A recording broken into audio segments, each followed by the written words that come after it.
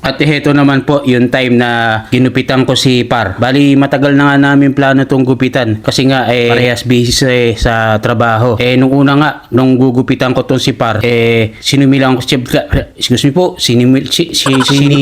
sinimulan ko ng gupitan siya. Ang problema yung razor ko naman ayaw gumana or gumagana siya kaya lang mahina. Dahil nga po yung power supply po dito nasa 110 lang. Kaya lahat ng mga gamit dito nasa 110 volts lang. Yung dala ko po na razor nasa 220 to 240 volts. Dahil alam nyo naman sa Saudi Arabia malakas yung supply ng kuryente.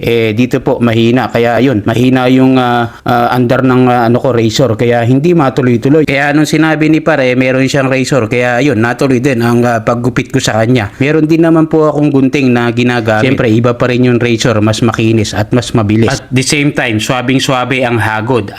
Wow, mashallah. At hindi po ako professional na barbero Kwentong barbero lang po ang alam ko. Pero kung ano yung request mo, yan ang susundin natin. Customers always right nga Kung gusto mo ng 7, 8 o 0 tulad ng buhok ko. Ay wah, mashallah. Quiz mia. At syempre, para hindi ka mainip habang ginugupitan kita, kukwentuhan kita ng istorya ni Pong Pagong. At heto na nga pala ang finished product. Ay wah. Green.ca. Good job.